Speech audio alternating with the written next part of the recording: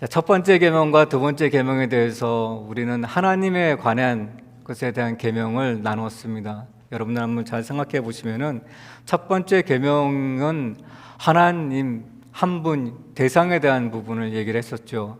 그래서 하나님 한 분만을 섬기라고 할 때 우리는 여전히 우리의 신앙 가운데서도 하나님 곁에 어떤 다른 신을 두고 또 섬기는 우리의 하나님 앞에서 폐역된 모습을 우리는 보이기도 한다는 것입니다. 그래서 하나님은 오직 유일하신 한 분이시라는 것과 그리고 그 하나님을 섬길 때 우리는 비로소 행복해질 수 있다라고 하는 말씀을 1계명에서 전해드렸습니다. 하나님이 행복해질 수 있다고 한다는 것은 하나님이 우리를 너무나 잘 아시는, 완전하게 아시는 분은 오직 여호와 하나님 한 분뿐이시기 때문입니다. 그래서 우리를 완전하게 아시는 분과 함께하는 것을 통해서 우리는 행복해질 수 있다라고 말씀을 드릴 수 있는 것입니다. 그 두 번째 계명에 대해서는 그럼 그 하나님을 어떻게 섬길 것인지에 대한 말씀을 드렸죠.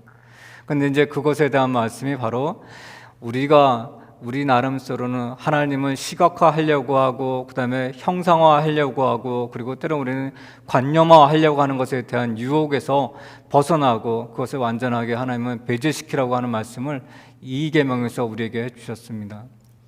그것은 여전히 그렇게 하려고 하는 그 유혹은 하나님을 우리의 쉽게 통제할 수 있는 우리의 관리하에 두고 나의 욕망을 하나님의 이름을 비춰서 이뤄내려고 하는 또 폐역된 죄악된 모습을 우리는 이 계명 속에서 볼 수 있게 합니다.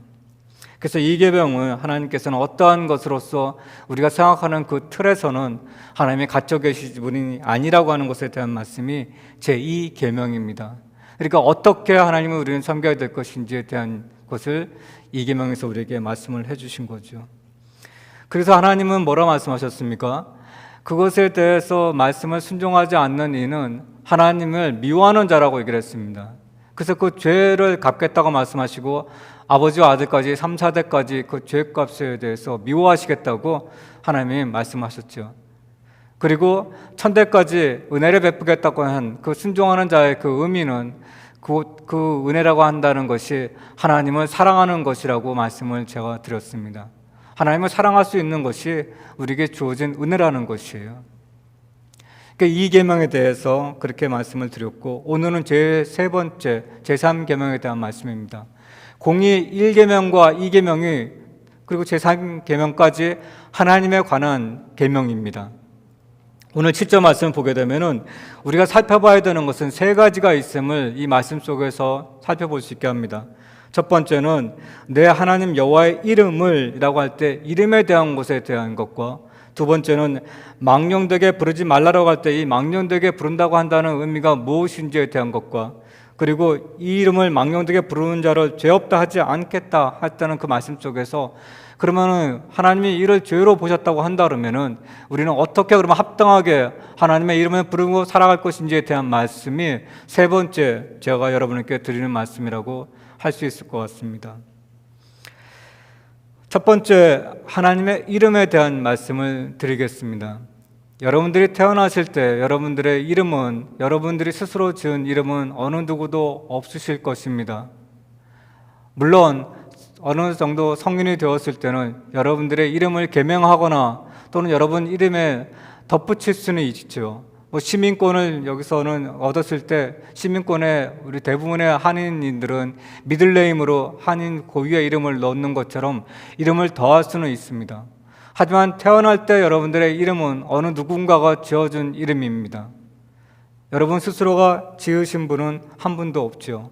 그러면은 그것이 부모님이 될 수도 있고 때로는 어떤 가족의 한 부분일 수도 있고 때로는 유명하다고 하는 장명가가 여러분 이름을 지었을 경우도 있을 것 같습니다. 그럼 여러분의 이름을 지을 때는 각각 다른 사람들의 이름이 지었지만 공통된 것이 한 가지가 있습니다. 그것은 누군가가 그 이름을 지었을 때는 그 이름을 짓는 의미가 또 거기서 담긴 기대가 있고 또 바람이라는 것이 있다는 것입니다. 이름을 짓는 방식들은 다양하죠. 학렬을 통해서 그 집안의 어떤 뿌리나 그 정체성을 강조하는 데 있어서는 돌림자라고 하는 것을 통해서 이름을 짓기도 하고 아니면 어떤 음료를 맞추기도 하기도 하고, 아니면 신앙적인 이름을 짓기도 합니다. 그리고 또 장명수에 가서는 사주팔자를 보거나 음행, 오행 같은 거를 보면서 자기에게 부족한 기운이 뭔지, 과암 기운이 뭔지를 더하고 또 빼고 해서 이름을 짓기도 합니다. 믿지 않는 사람들이죠. 그렇게 해서 이름을 지으면은 각기 다른 여러 가지 모양으로 이름을 짓게 되지만, 그러나 분명하게 한 가지 말씀드릴 수 있는 것은 그 이름 속에는 그 사람의 이름에 담고 있는 의미가 있고, 그리고 그 이름을 통해서 그 이가 어떻게 살아갈지를 바라고 하는 기대치가 그 이름 속에 담겨 있다고 한다는 것입니다. 어느 누구든 그 이름 속에 무의미하게 지어진 이름은 없습니다. 그래서 그 이름이 지어지는 그 순간부터 그 인물은, 그 사람은 하나의 고유한 존재로서 규정되고, 또 어떻게 보면 인생에 그 이름에 어떠한 의미를 두고 살아가게 되는 것입니다. 여러분의 이름 앞에는 어떤 의미가 있는지는 다 알 수 없지만, 그러나 분명하게 여러분들이 인생을 살아오는 동안에는 이름 석자에 걸맞게, 또는 그 이름이 때로는 더럽혀지지 않고 그 무게를 갖고 책임감을 지니고 살아왔을 것입니다. 그게 여러분들이 지니고 있는 이름 속에 담겨 있는, 모두가 공히 갖고 있는 공통된 의미일 것입니다. 저 또한 역시 마찬가지죠. 제 이름이 어떤 누구에게다 오르내리지 않도록 저는 그렇게 어떤 이름의 책임감을 갖고 무게를 갖고 살아왔던 것이고, 또 그 이름이 누군가에게 있어서는 귀하게 여겨질 수 있는 이름이 될 수 있도록 아마도 인생의 많은 부분들은 노력하고 살았을 것입니다. 그것처럼 여러분들에게도 그 이름, 그 석자는 중요한 의미가 지니게 되는 것이고, 여러분이 누군지에 대해서 분명하게 여러분들의 정체성과 또 여러분에 대해서 설명해 줄 수 있는 것이 바로 여러분들의 이름입니다. 그만큼 이름은 중요합니다. 그러면 하나님은 이름이 과연 있었을까요? 하나님의 이름은 여러분들 뭐라고 생각을 하십니까? 우리가 잘 알고 있는 엘로힘이라고 하는 그 말이나, 아니면 엘샤다이라고 하는 말이나, 아니면은 엘 올람이라고 하는 말 통해서, 또는 여호와 니시나 여호와 샬롬이나, 아니면 여호와 이레나 여호와 라파라고 하는 그 모든 것들에 대한 이름들은 각기 뜻을 갖고 있습니다. 엘 올람이라고 하는 말은 하늘로 올라가신 영원하신 하나님이라는 뜻을 지니고 있습니다. 지극히 높으신 이라는 뜻도 지니고 있고, 엘로힘이라고 하는 뜻은 또 전지전능한 의미를 지니고 있기도 합니다. 엘샤다이라고 하는 말도 역시나 전능하신 하나님을 뜻하는 말이기도 합니다. 그리고 여호와 라파나 여호와 니시나 그 각각의 뜻이 있는 것처럼, 그 각각은 하나님이 여러분들의 승리와 함께 하시는 하나님이시기도 하고, 또 여러분들을 화평케 하시는 여호와 살롬의 하나님이시기도 하고, 또 그리고 여러분의 승리를 주시는 여호와 니시의 하나님이시기도 하고, 각각 여호와에 대해서 각각의 자기 이름이 있는 것을 우리는 압니다.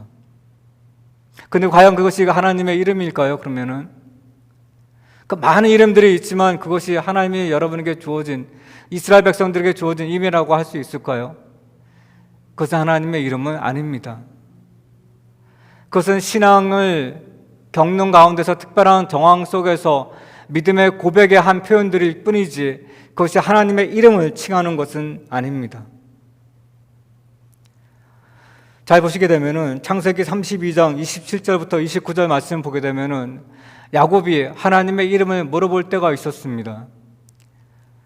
형 에서를 만나기 전에 두려움에서 야복 강가에 있는 야곱이 하나님의 사자와 씨름을 하면서 그것에 대해서 밤새도록 씨름하고 난 다음에 29절 말씀을 보게 되면 야곱에게 청하여 이르되 당신의 이름을 알려주소서라고 하는 말을 통해서 그 하나님의 이름을 야곱이 묻는 장면이 나오게 됩니다. 근데 이 장면 속에서 하나님은 하나님의 이름을 밝히지 않습니다. 또 우리 비슷한 상황이 또 한 가지 있는데, 출애굽기 3장 4절에서 6절 말씀을 보게 되면은 모세가 불타지 않는 불붙은 떨기나무 아래에서 하나님을 처음 만나게 되었을 때 하나님의 이름을 묻는 장면이 나오게 됩니다. 그런데 그때도 역시 하나님은 내 조상의 하나님이니 아브라함의 하나님, 이삭의 하나님, 야곱의 하나님이라고 말할 뿐 하나님의 이름이 무엇인지에 대해서는 말씀해 주지 않는 것을 보게 됩니다. 하나님은 왜 이름을 야곱이나 모세에게 이렇게 말씀해 주지 않으셨을까요? 하나님의 이름이 있다고 여러분들 생각을 하십니까? 이름이라고 한다는 것은 여러분에게 다시 한번 말씀을 제가 처음에 드렸던 것을 다시 상기시켜서 말씀드리게 되면 이름이라고 한다는 것은 두 가지 속성을 지니고 있는 것이 이름입니다. 하나는 이름이라고 한다는 것은 존재가 되어 있어야 합니다. 그러니까 여러분들이 태어났다고 한다는 것은 태어난 것으로서 존재가 있게 되는 거죠. 그러면 그 존재 위에 누군가가 그것에 대해서 무엇을 덮여지게 됩니다. 여러분들이 사람으로서 살게끔 하는 것, 그리고 여러분의 이름 석자에 들려있는 것처럼 어떤 의미와 기대와 또는 거기서 대한 바람을 갖고 여러분의 이름을 지어줬던 것처럼 무언가가 덮여지게 됐을 때 그에서 비로소 이름이 이루어지게 됩니다. 그 존재와 그저 있다라고 하는 것과 그 다음에 무엇이 더해졌을 때가 바로 그 이름이 진정으로 이름 붙여지게 되는 것입니다. 달리 얘기하면은 그 존재에다가 어떤 고유한 속성이 들어가는 것, 그 고유한 속성이라고 한다는 것이 다르게 얘기하면은 본질입니다.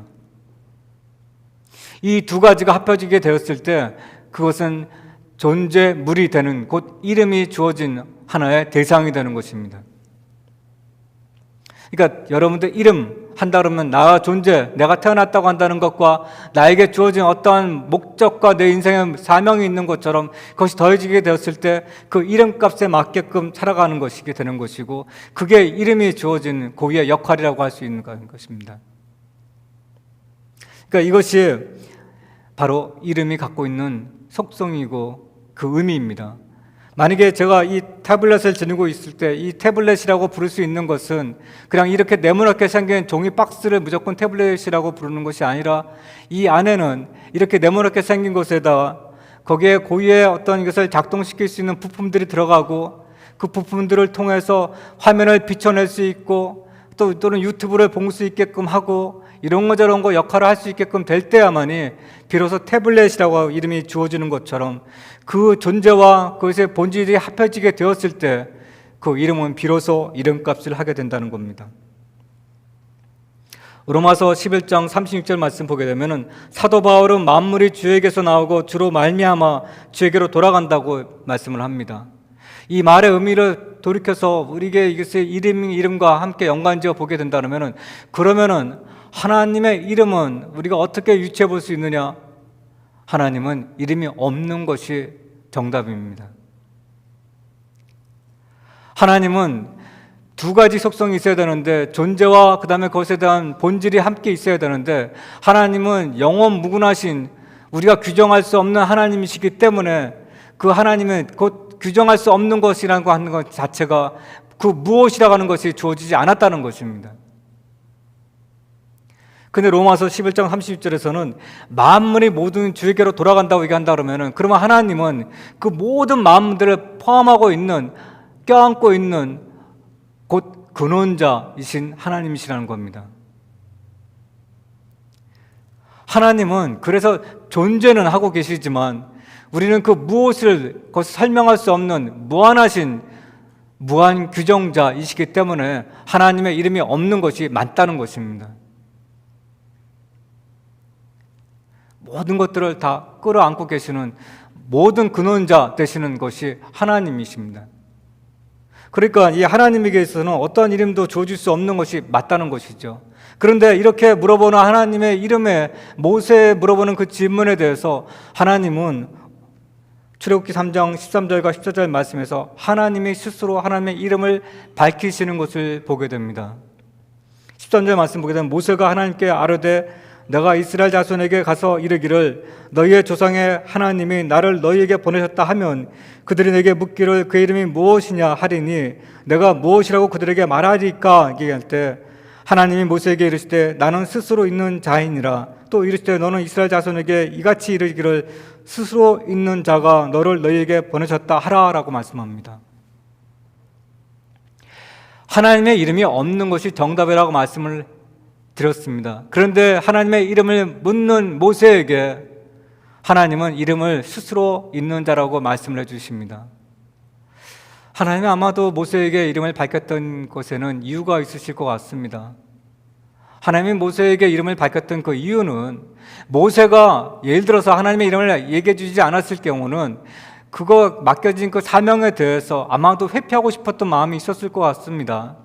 자기가 무엇이건데 40년간 광야에서 그에서 목치는 양자로 목자로 살아가고 있는데 다시 이스라엘 백성을 애굽에 가서 구하라고 했을 때 그 일이 얼마나 막중한지 아마도 그 일에 대해서 회피하고 싶은 마음이 있었기에 아마도 이스라엘 백성들에게 가서 하나님의 이름을 묻는 이스라엘 백성들에게 대답할 것을 없는 것으로 하기 위해서 아마 그 구실을 찾기 위해서 하나님의 이름을 물어봤을 것이고, 그런데 그것에 대해서 하나님은 분명히 모세에게 하나님의 이름을 스스로 있는 자라고 말씀해 주셨다는 겁니다.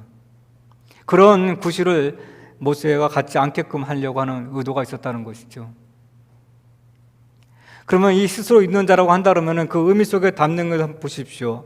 제가 아까 말씀드렸듯이 이름이라고 할 때는 그 존재와 그 다음에 그것에 대한 본질이 합쳐지게 됐을 때 그것이 존재물이 돼서 이름이 된다고 말씀을 드렸는데, 하나님은 그 존재 이름에 붙여지게 될 때 그 무엇이라고 하는 부분을 빼버리고 존재에 대한 부분만 얘기하고 있다는 겁니다.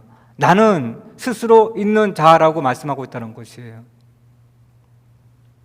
이 말이 사실은 정답이죠. 이름을 물어보는 모세에게 하나님이 말씀해 줄 수 있는 그 이름은 나는 스스로 있는 자라고 하는 것에, 그 존재만을 밝히는 것에 대한 것이 하나님의 정확한 하나님의 이름이라고 할 수 있다는 것입니다. 이 말의 의미는 이런 뜻입니다. 히브리 말로 에흐에 아세르 에흐에라고 얘기를 합니다. 이 에흐에 아세르 에흐에라고 하는 그 말 속에서 우리가 얘기하는 여호와 하나님이 이 발음에서 기원하게 된 겁니다. 잘 보시게 되면은, 앞에 화면을 보시게 되면은, 너는 내 하나님 여호와 이름을 헛되이 들어 올리지 말라라고 하는 말이, 이게 원래 히브리 원 뜻의 7절에 있는 말씀입니다. 그래서 이 히브리 말은 우에서 좌로 읽어가기 때문에 이게 히브리 원어를 뜨게 되면 로 티사 엣셈 야훼 엘로헤이카 라 샤브라고 얘기를 합니다. 이게 7절에 있는 말씀이에요. 그런데 YHWH라고 하는 그 말의 의미가 바로 이 히브리 말의 뜻에서 야훼라고 하는 말인데, 이것은 철자에 자음만 있습니다. 그래서 이것에 대해서 어떻게 불러야 될지 이스라엘 백성들도 명확하지 않았기 때문에 아도나이라고 하는 그들이 하나님을 지칭할 때 부르는 그 이름에서 아도나이에 있는 그 모음을 갖다가 이 자음에다 붙이는 것이 바로 여호와라고 하는 말이 되는 것입니다. 그래서 이 말이 영어로서는 제호바라고 말을 하는 것이고, 우리는 여호와라고 하는 말로서 하나님을 지칭하는 말로 사용을 하고 있다는 것입니다. 그런데 이렇게 하나님은 스스로 이 무한하신 분이, 그 규정할 수 없는 그 하나님이 모세에게 그 이름을 스스로 있는 자라고 밝히셨던 그 이유는 분명하게 하나님이 그 목적이 있었기 때문에 그 이름을 밝히신 것이라 할 수 있습니다. 고대 중국의 그 황제에서 사용하고 있는 황제가 앉는 의자를 보게 되면은 아주 휘황찬란합니다. 양쪽 의자의 끝 뒤퉁이에는 용이 마치 하늘에 승천하는 것처럼 형상화시켜서 그것을 종합해 놨죠. 그 목수가 그것을 아주 뛰어난 기술로서 의자를 만들었을 때 그 의자가 아무리 멋있다 할지라도 황제가 앉는 의자 됐을 때 비로소 그것은 황제의 의자로서의 지위와 또 그것에 대한 무게를 지니게 됩니다. 이 말의 의미는 곧 하나님이 스스로 있는 자라고 할 때 그 말의 의미 속에서 주어진 것이 곧 이스라엘 백성들 그 이름을 허락하신 그 이유가 있다는 것이죠. 어떠한 이유로 하나님이 그 이름을 주시고 허락하셨나? 그것은 바로 그 시대의 이스라엘 백성들이 살아가는 그 시대의 유대인 사회에서 하나님의 이름은 그들에게 있어서는 두렵고 떨리는, 그래서 함부로 입에 오르낼 수 없는 이름이었기 때문에 하나님 여호와의 이름으로 맹세하는 그것은 모든 것들에 대한 어떠한 성사에 있어서 가장 결정적인 기준으로 삼게 되었다는 것입니다. 무슨 말이냐? 이스라엘 백성들이 그 사회를 유지하는 어떤 하나의 보이지 않는 것을 판결할 수 있고, 그래서 판결하고 그것을 유지해 나갈 수 있는 것이 바로 여호와의 이름으로 맹세하는 것을 두고서 그것이 결정적인 기준과 그것이 판단의 잣대로서 삼을 수 있었기 때문에 그 사회가 유지가 되었다는 것이에요. 그만큼 여호와 이름은 그들에게 있어서 두렵고 또 우리가 함부로 오르내릴 수 없는 이름이었기 때문에 여호와 이름을 맹세하는 것으로서 그 이스라엘 백성들의 삶에 어떤 하나의 보이지 않는 것으로서 그들을 하나님의 나라에서 씌어내는 이스라엘 공동체를 만들어낼 수 있었다는 것입니다. 그만큼 여호와 이름은 그 위엄과 또 존엄성과 그들에게 있어서는 무게로서 무거움으로 그들에게 다가왔던 것입니다. 그래서 그것에 대해서 여호와의 이름에 맹세하게 되었던 것이고 그것이 이스라엘 백성들에게 온전하게 그 사회를 유지해 나갈 수 있었던 힘이 되었던 것이에요. 그래서 하나님은 모세에게 그 이름을 허락하신 것이기도 합니다. 근데 이제 이 여호와께 맹세하던 것이 점점 시간이 지나갈수록 그것을 이제 남용하고 오용하기 시작을 한 것입니다. 그래서 있는 이 3절에 있는 계명이 하나님께서 이스라엘 백성들에게 주어진 것이기도 합니다. 7절 말씀을 보게 되면은 개역개정에서는 여호와 이름을 망령되게 부르지 말라라고 얘기를 합니다. 그리고 현대인의 성경에서는 나 여호와의 이름을 함부로 사용하지 말라라고 말씀하고 있고 새번역에서는 너희 하나님의 이름을 함부로 부르지 못한다고 표현하고 있고 그리고 새한글에서는 너희 하나님의 이름을 헛되이 입에 올리지 말라라고 얘기를 합니다. 이 아까도 말씀드렸듯이 망령되이라고 한다는 말은 나샤브라고 얘기를 합니다. 나샤브라고 하는 말 속에 담겨 있는 것은 거짓됨, 또 그리고 무의미함, 그리고 헛됨, 그리고 아무런 가치가 없는 것을 담고 있는 것이 라하사브라는 뜻입니다. 그러니까 하나님의 이름을 부를 때 하나님을 나의 욕망에 맞춰서 하나님의 이름을 왜곡하거나 아니면 하나님의 이름을 모욕하거나 아니면 하나님의 이름을 위선되게 사용하지 말라라고 하는 것이 7절에 있는 말씀 속에 담겨 있는 뜻이라고도 할 수 있습니다. 그런데 여러분 한번 보십시오. 우리가 신앙생활 중에서 가장 쉬이 범할 수 있는 죄가 바로 이 하나님의 이름을 우리는 남용하고 오용하는 것이라고 할 수 있을 것 같습니다. 어떤 교회가 예를 들어서 증축을 한다든가 또는 교회가 또 그것의 건물을 확장한다든가 아니면 다른 곳으로 이동을 한다든가 그럴 때마다 그 분명하게 그들에게서 그 일을 행할 수 있게끔 하는 명분은 하나님의 비전이라고도 얘기를 합니다. 그러니까 뭔가를 추진해 나가려고 할 때 그것에 대해서 근본적으로 그것의 명분을 삼는 것이 하나님의 뜻, 하나님의 섭리로서 우리는 그것을 때때로 포장할 때가 있다는 것이에요. 여러분이 만약에 어떠한 꿈을 꾸었을 때 그 꿈이 마치 하나님이 주셨던 계시인 것처럼 그것을 여기고 그것이 하나님의 뜻인 것처럼 그 일을 진행해 나가는 경우도 비일비재하게 생기기도 합니다.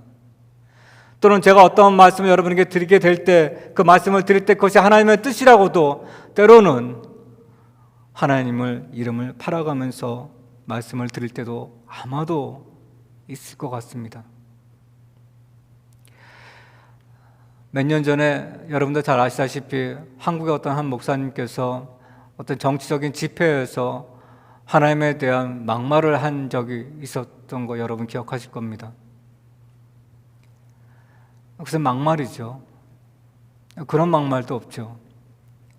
그만큼 우리는 하나님은 어찌 보면은 내 손아귀에 쥘 수 있고 내가 통제할 수 있고 하나님을 내 뜻대로 움직일 수 있는 것은 오만함과 교만함을 지니고 있는 것이 하나님의 이름을 망령되이 부르는 것이라고도 할 수 있을 것 같습니다. 그게 우리의 어떤 보면은 너무나 쉬이 우리 일상 가운데서 하나님의 이름을 망령되이 부르는 사례라고 말씀드릴 수 있을 것 같습니다. 그러면은 지금 3절에서 말씀하고 있는 것처럼 7절에서 말씀하고 있는 것처럼 제3 계명죄에 부르지 말라라고 얘기한다고 한다면은 이것은 부정문입니다. 그러니까 부르지 말라라고 한다면은 이거는 어떻게 보면은 그 어떤 행동에 있어서 구체적이고 그리고 제한적인 것이라고도 할 수가 있죠.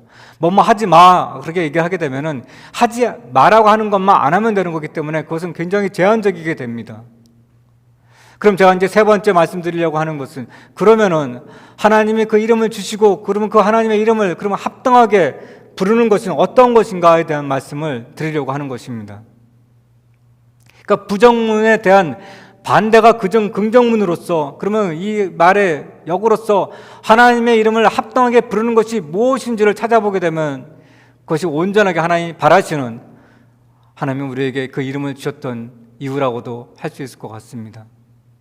그래서 만약에 그것이 긍정적으로 우리가 합당한 것을 찾게 되면 해야 될 것이 아마도 부정적으로 하지 말라는 것에 비해서는 많은 것들을 우리는 할 수 있을 것 같습니다. 그러면 그때 합당하게 하는 것이 무엇인가 라고 한다면 그것은 하나님의 뜻이 무엇인지를 헤아려서 하나님의 뜻대로 하는 것이라고도 말씀드릴 수 있을 것 같습니다. 마태복음 1장 21절 말씀 보게 되면은 예수 그리스도가 이 땅에 오셨을 때 예수 그리스도는 하늘로부터 벌써 그 이름이 주어진 것을 보게 합니다. 아들을 낳으리니 이름을 예수라 하라. 이는 그가 자기 백성을 그들의 죄에서 구원할 자임이시라 하니라. 그러니까 예수라고 하는 이름 자체에서 벌써 예수님은 이 땅에 오셨을 때 그가 무엇을 해야 될지, 그 이름이 무엇인지에 대해서 정확하게 이름을 이미 지정된 상태로 오셨습니다. 그리고 요한복음 14장 13절 말씀 보게 되면 너희가 내 이름으로 무엇을 구하든지 내가 행하리니 이는 아버지로 하여금 아들과 말미암아 영광을 받으시게 하려 함이라고 말씀하시면서, 예수님은 예수라고 하는 이름을 우리에게도 알려줬을 뿐만 아니라 예수라고 하는 이름을 적극적으로 사용을 하라고 하는 말씀을 요한복음 14장 말씀에서 우리에게 또 보여주기도 합니다. 예수님의 이름으로 기도하라고 말씀하셨고, 또 예수님의 이름으로 구하라고 말씀하셨고, 또 예수님의 이름으로 귀신을 쫓으라고 하는 그 사역에 대한 말씀도 허락하셨다는 겁니다.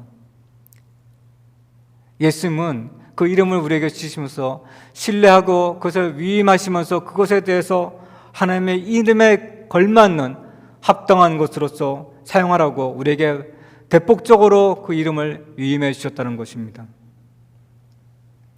예수님의 그 이름을 주시는 것, 예수님의 그 이름을 사용한다는 것은 곧 그 이름을 사용한 것 통해서 우리의 영광을 드러내는 것이 아니라 그 십자가를 통하신 예수 그리스도의 그 영광이 우리의 삶 가운데서 십자가를 통과하고 관통할 때 하나님의 뜻대로, 또 예수 그리스도 우리에게 주신 그 이름의 그 뜻대로 살아가는 귀한 복된 삶이라는 것을 우리는 이 말씀 속에서 헤아려 보게 합니다. 우리는 주기도문을 할 때마다 우리는 하나님께 이렇게 기도합니다. 하늘에 계신 우리 아버지여, 이름이 거룩히 여김을 받으시오라고 하는 얘기합니다.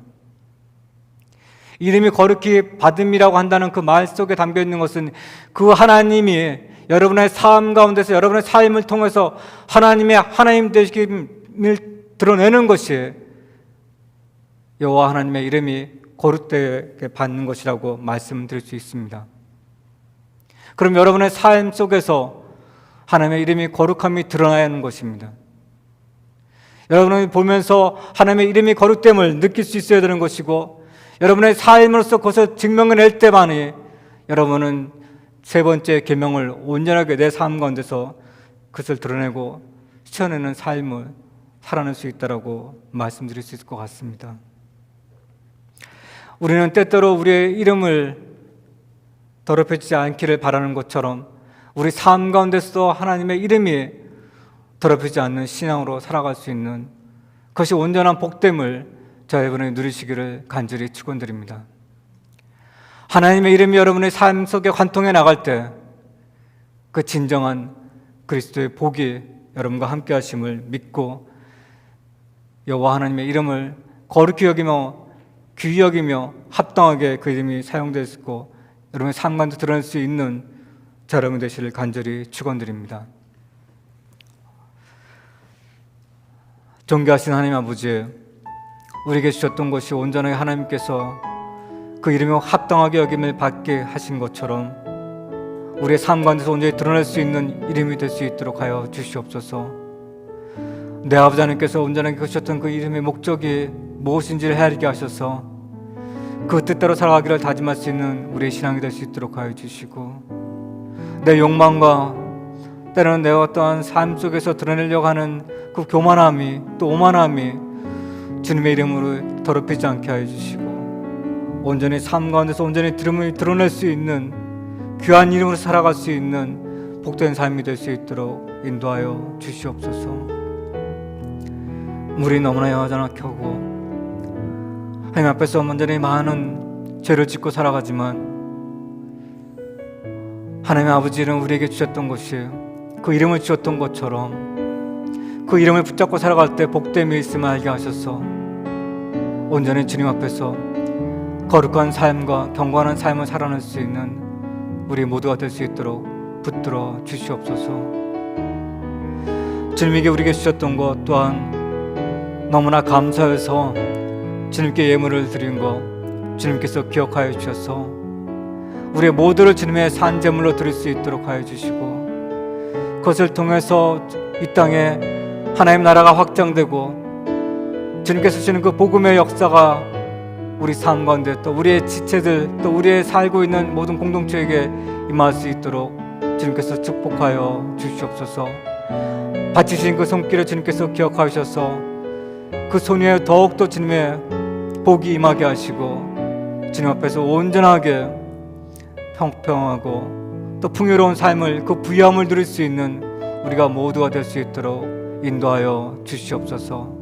감사하며 이 모든 말씀을 살아계신 예수님 이름으로 기도를 싸움나이다. 아멘. 우리 다 같이 일어나셔서